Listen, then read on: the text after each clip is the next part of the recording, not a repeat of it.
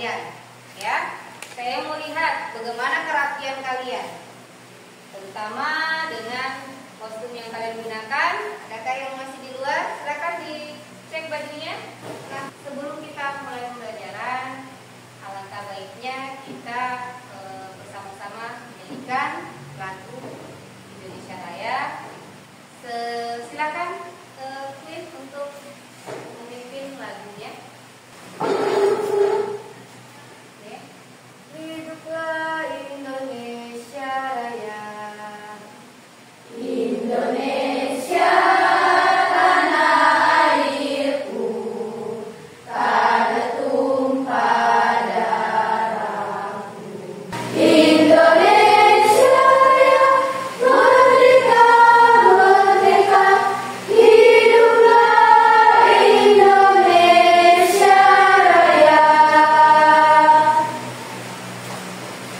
Oke, anak-anakku sekalian, silakan. Oh iya, ini saya harus absen dulu ya. Cek keberadaan kalian. Ada beberapa kursi saya lihat kosong. Ini ada semuanya yang tidak hadir kayaknya. Saya cek dulu ya. Ridwan kemana? Ini Bu. Siapa lagi nih? Di Kadek siapa? Kadek Bu. Kadek kemana Kadek? Sana Bu. Semoga sembuh ya. Cuma 2 orang yang tidak hadir. Ya Bu. Baik, sebelum kita mulai pembelajaran hari ini, ada baiknya saya mau lihat dulu semangatnya. Nah, masih ingat kan ya kita? Masih. Mana semangatnya? Ini semangatku. Untuk TAP? Oke, baik. Sebelum kita mulai pelajaran hari ini, ada yang harus kita sepakati bersama. Yang pertama adalah untuk pembelajaran bahasa Indonesia, kalian harus memiliki 2 buku. Untuk buku apa? Tugas dan buku catatan. Jadi harus ada 2 ya.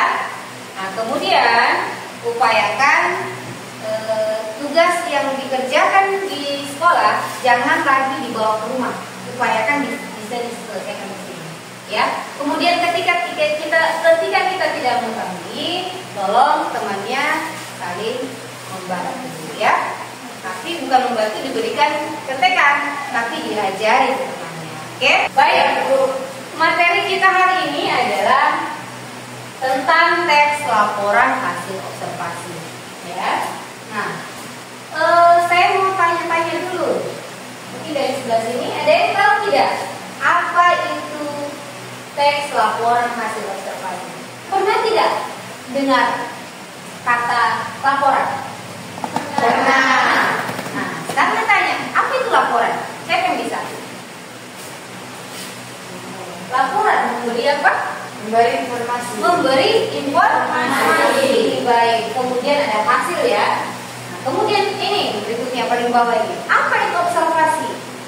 Nah, pengamatan. Pengamatan, betul sekali. Jadi anak-anakku sekalian, nantinya kita akan belajar tentang laporan hasil observasi. Oke, baik. Sebelum kita jauh ke sana, tujuan pembelajaran kita hari ini adalah pertama, mampu memahami konsep teks laporan hasil observasi tentang teks yang dipilih oleh peserta didik. Nah, sekarang yang kedua, mampu memproduksi gagasan, pikiran, pandangan arahan atau pesan dalam teks HO untuk berbagai tujuan secara logis, kritis dan kreatif dengan memperhatikan isi, struktur dan kaidah kebahasaan yang tepat. Tujuan terakhirnya adalah kalian akan membuat teks laporan hasil observasi. Coba, Queen, apa itu yang pertama? Teks laporan hasil observasi adalah laporan beserta penjabaran umum tentang hasil dari pengamatan atau observasi yang sudah dilakukan oleh penulisnya. Jika kalian akan melakukan observasi, jadi teks laporan ini dilakukan oleh siapa yang meneliti ya kalian. Nah, nanti laporan hasil penelitiannya itu yang dikatakan yang hasil penelitianmu itulah dikatakan laporan hasil observasi. Berikutnya, apa itu? Ini yang kedua, laporan hasil observasi. Laporan isinya, laporan hasil observasi berisi hasil kegiatan pengamatan yang didasarkan pada fakta dan data. Laporan ini ditulis berdasarkan hasil pengamatan yang telah dilakukan oleh penulis. Oke, dilakukan oleh penulis. Jadi anak sekalian, lagi-lagi saya bisa ingatkan bahwa kegiatan observasi nanti akan kamu lakukan. Kalian betul-betul mengamati. Nanti saya kasih gambaran memang ya, LKPD-nya itu tentang tanaman hidup. Saya pilih apotek hidup, ya. Nah di situ kamu akan pilih tanaman ini ciri-cirinya bagaimana. Apa fungsi dari teks laporan observasi? Salah satu fungsi dari teks laporan observasi adalah membantu penulis melaporkan kegiatan pengamatan. Sedangkan di atas memberi informasi terkait berbagai hal yang sudah ditemukan penulis dalam pengamatannya. Jadi kamu akan melakukan pengamatan dan pengamatan dari hasil pengamatan mana kamu akan menyampaikan informasi itu melalui presentase, gitu ya.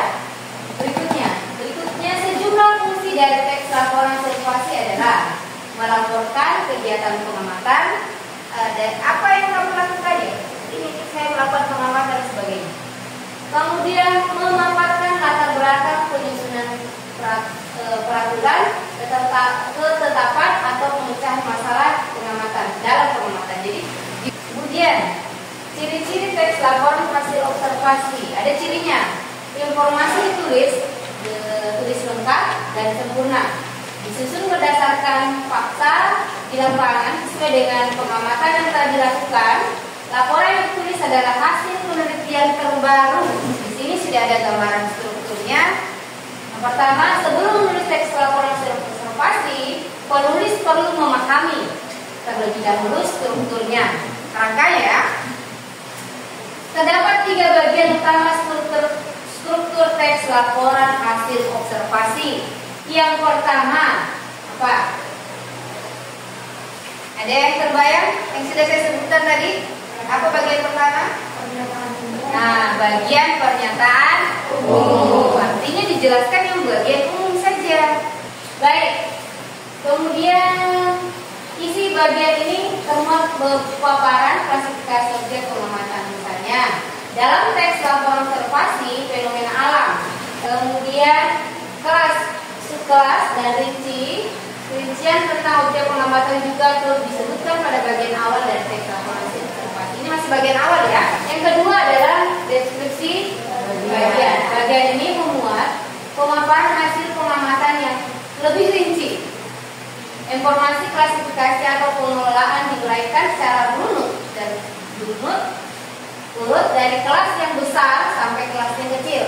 Singkatnya, bagian ini berisi detail mengenai objek atau bagian-bagian dari objek pengamatan. Kemudian yang terakhir adalah kesimpulan atau deskripsi. Bagian terakhir ini struktur teks laporan observasi ini menjelaskan manfaat dari pengamatan terhadap objek. Isi bagian ini juga dapat berupa kesimpulan umum dan rekomendasi. Nanti disimpulkan. Jadi tanaman ini sangat bermanfaat. Tanaman ini bisa digunakan sebagai obat, bukan hanya untuk makanan, tapi juga dijadikan sebagai obat. Oke. Ada pertanyaan di sini tentang strukturnya? Ada ya. Berikutnya kita masuk ke kaidah kebahasaan. Kaidah kebahasaan teks laporan observasi. Nah, nanti tugas kalian ingat, kalian akan menulis laporan. Nah, sekarang sebelumnya kita masuk kepada kaidahnya.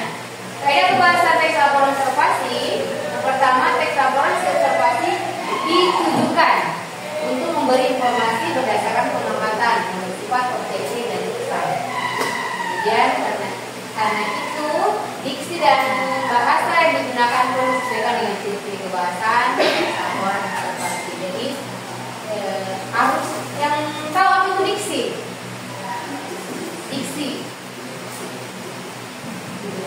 Diksi adalah pilihan kata. Jadi di bagian kebahasaan ini disinilah disusun, dirunut bahasa-bahasa yang baku. Jangan Anda katakan tomat sangat enak dimakan.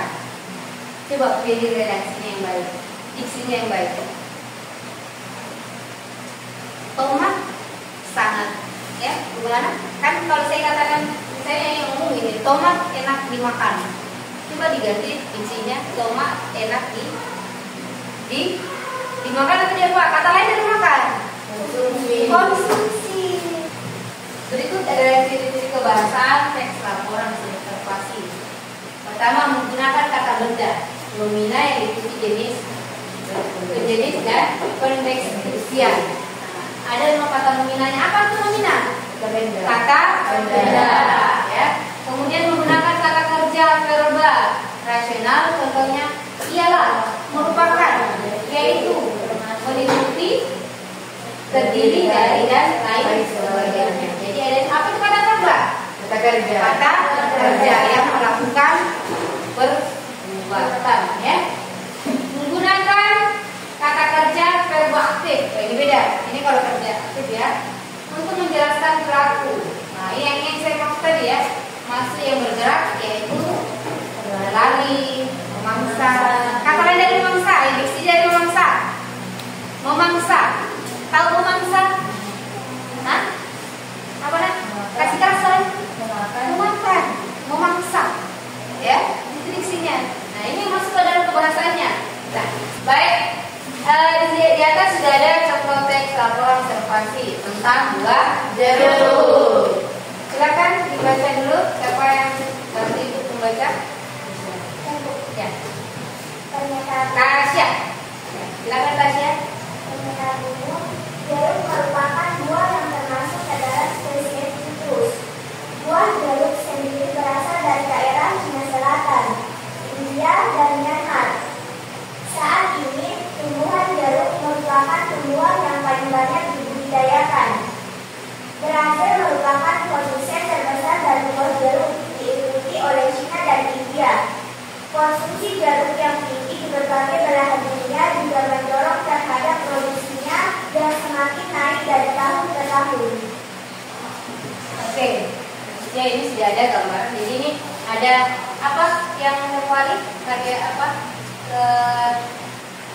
Nama ilmiahnya apa? Dalam spesies citrus. Oke, berikutnya apa ini? Nah, silakan yang lain. Dari kanan saya, silakan baca. Deskripsi bagian. Jeruk sendiri memiliki banyak jenis dan setiap jenis memiliki karakteristik tersendiri. Ada buah jeruk yang memiliki segmen yang bisa dipisahkan, namun ada juga yang tidak bisa dipisahkan. Walaupun awalnya berasal dari negara Asia, pada perkembangannya sekarang jeruk sudah dibudidayakan di seluruh penjuru dunia karena permintaannya yang sangat tinggi. Oke, baik. Ya. Ini adalah bagian deskripsinya. Berikutnya adalah ini. Deskripsi 4. Oke, saya mau yang paling belakang. Nah, cantik, silakan.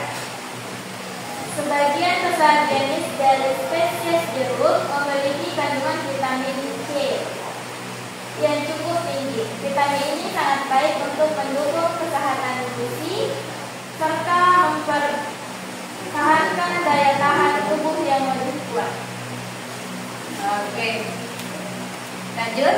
Bon, selain manfaat kesehatan, jeruk juga sering digunakan untuk membuat berbagai macam makanan yang enak dan minuman yang menyegarkan. Jadi tidak heran jika buah ini sering dijadikan sebagai bahan dalam pembuatan berbagai makanan dan minuman. Pembelajaran kita kali ini Minggu akan memberikan KPD. Nah, sebelumnya tadi saya sudah memberikan nama kelompoknya dan teman-temannya. Sekarang tugas kalian berbentuk ke 4 kelompok, ya. Cukup 4 kelompok, ada 2 orang yang tidak hadir. Cukup, ya. Oke, silakan berbentuk kelompok. Silakan.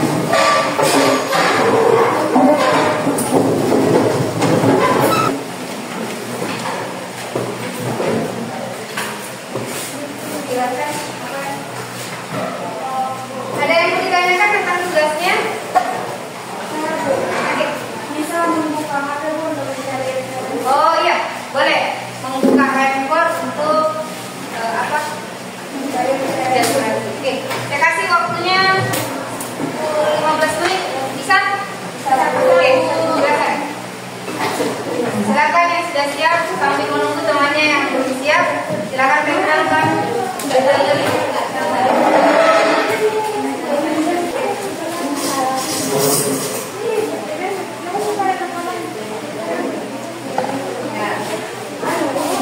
Daun kelor, ya. Berikutnya kelompok 1, kelompok 2 mana? Nggak cukup kalau bisa. Oke, kelompok lain yang sudah selesai, tolong dibereskan dulu peralatannya. Jangan meninggalkan jejak sampah. Tetap harus bersihkan kelasnya seperti sedia kala. Peralatannya jangan lupa dirapikan juga.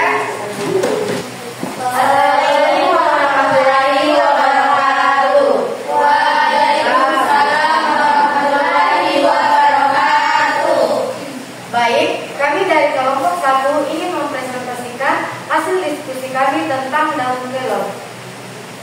Coba diperhatikan dulu. Baik, daun kelor memiliki banyak manfaat dan khasiat. Menurut struktur teks laporan hasil observasi, yang pertama pernyataan umum tentang daun kelor. Tanaman kelor atau Moringa oleifera adalah salah satu tanaman yang dikenal luas karena khasiat dan manfaatnya yang luar biasa dan nilai gizinya yang sangat tinggi. Dikenal juga sebagai pohon ajaib. Kelor tumbuh subur di daerah tropis dan subtropis. Seringkali digunakan dalam pengobatan tradisional serta sumber makanan. Setiap bagiannya dari daun, bunga hingga biji memiliki manfaat kesehatan yang sangat signifikan, seperti meningkatkan sistem kekebalan tubuh, menurunkan kadar gula darah, dan memberikan nutrisi penting. Kelor juga dikenal mudah dibudidayakan dan dengan tahan terhadap kondisi lingkungan yang kurang ideal, menjadikannya tanaman yang berpotensi besar untuk meningkatkan ketahanan pangan. Baik, sekian dari presentasi kami. Kami membuka sesi tanya jawab untuk teman-teman yang mau bertanya atau ada yang ingin ditanyakan. Silakan. Saya. Terima kasih atas waktunya. Dan saya mau tanyakan adalah berapa lama waktu yang dibutuhkan tanaman daun kelor untuk dewasa? Waktu yang dibutuhkan daun kelor untuk dewasa atau panen pertama bergantung pada beberapa faktor, termasuk varietas kelor, iklim, dan perawatan yang diberikan. Kami dari tahun juga ingin mempresentasikan hasil temuan kami, yaitu lidah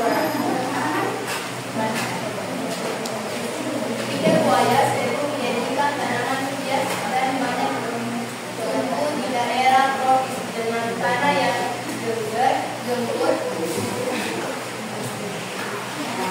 Tanaman ini juga digunakan sebagai bahan baku dalam industri obat dan kosmetik. Di sini ada yang ingin bertanya? Saya. Oke. Kayak ini dulu. Selain untuk obat, amankah lidah buaya dikonsumsi dan disebutkan olahan dari lidah buaya? Oke, itu lidah buaya aman tidak dikonsumsi? Itu pertanyaannya. Ya, itu kelompok 1 yang lidah buaya. Silakan. Aman jika pengolahannya seperti yang pertama itu membersihkan kelopak lidah buaya dengan cara mengupas kulit dan dulunya. Yang kedua, rendam lidah buaya tersebut dalam air garam sekitar 30 menit. Yang ketiga, remas sebentar, lalu bilas lidah buaya di bawah air mengalir. Yang terakhir, rebus lidah buaya dengan 3 gelas air hingga mendidih kemudian dinginkan. Oke, baik. Oke, silakan tutup. Selamat pagi, presentasi kami. Sekian dan terima kasih. Wassalamualaikum warahmatullahi wabarakatuh. Waalaikumsalam warahmatullahi wabarakatuh. Silakan duduk kembali di tempatnya.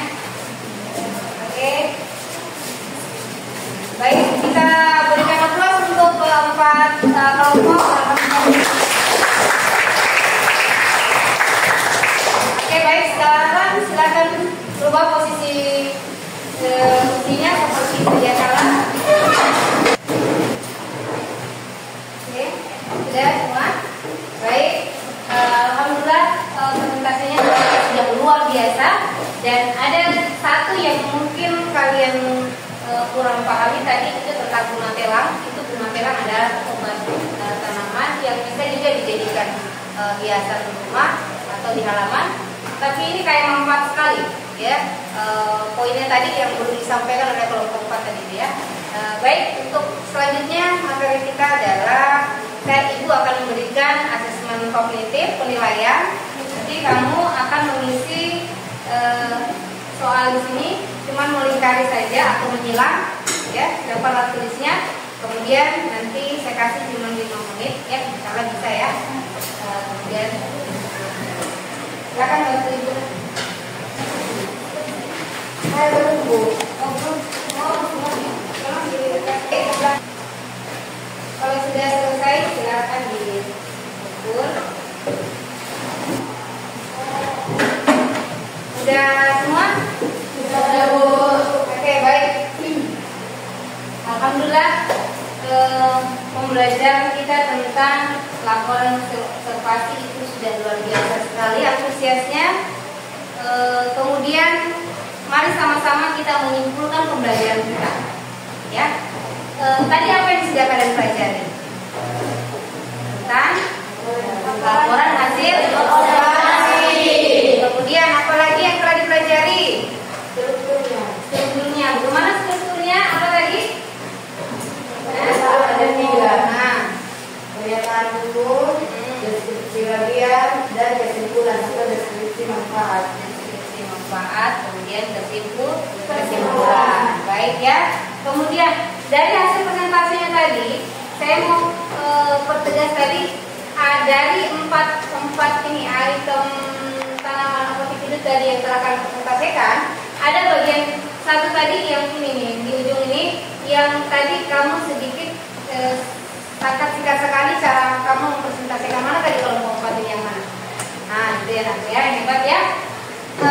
Saya ingin mengetahui, ya, bagaimana sih perasaan kalian sudah melakukan pelajaran hari ini? Apakah kamu merasa metode pembelajaran ibu tidak menyenangkan? Menyenangkan. Baik, kita lihat slide ini. Nah, bagaimana perasaanmu?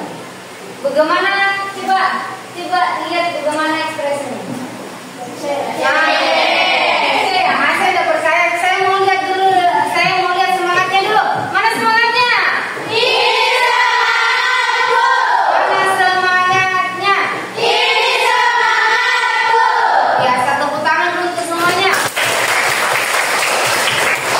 Baik, ya, anak sekalian sudah melihat. Saya ingin bagaimana perasaan kalian. Tadi ada yang cemberut tadi. Kenapa tadi cemberut? Siapa tadi? Saya dapat tatap kamera tadi. Kenapa cemberut? Kamu kenapa cemberut tadi? Oh, bukan, yang ini yang tadi ini ya. Kenapa? Pulpennya tidak ada. Aduh, kamu harus bilang sama teman di sebelahmu. Karena dia bingung. Dia hanya temannya pada mengerjakan tugas. Dia bingung. Ini mau diapakan? Ini tidak ada pulpen. Berani berkomentar, sayang, ya. Tanyakan, jangan malu.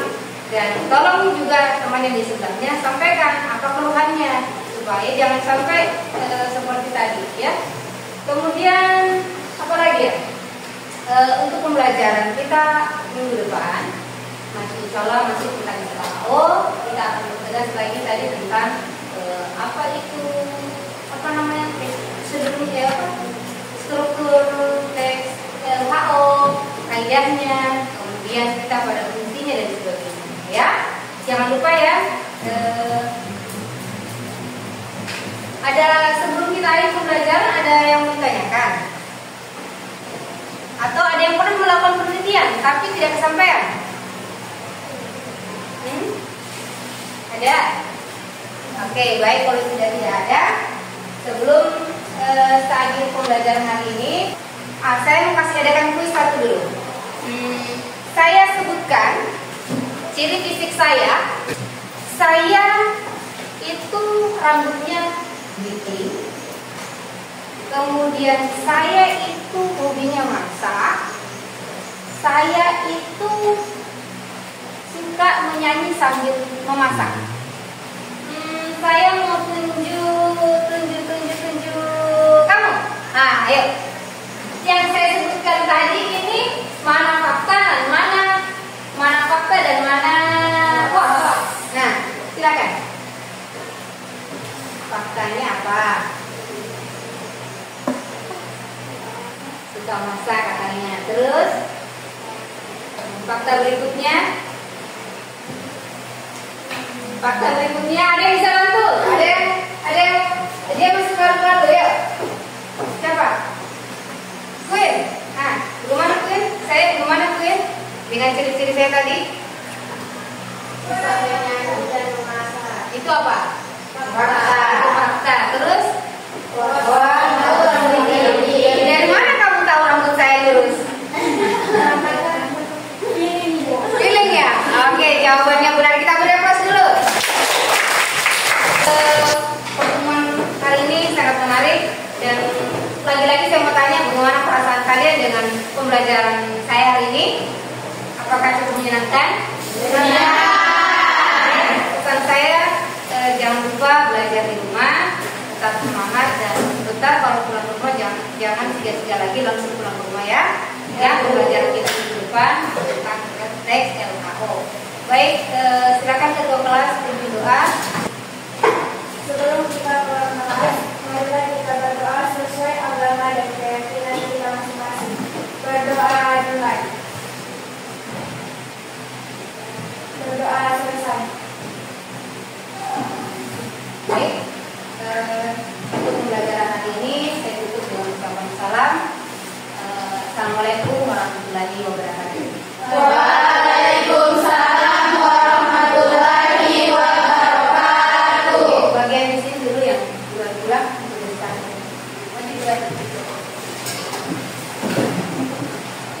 Di bawah ya. Harus istirahat ya. Nanti setelah jam istirahat kembali lagi ke kelasnya ya. Ya Bu. Oh ini.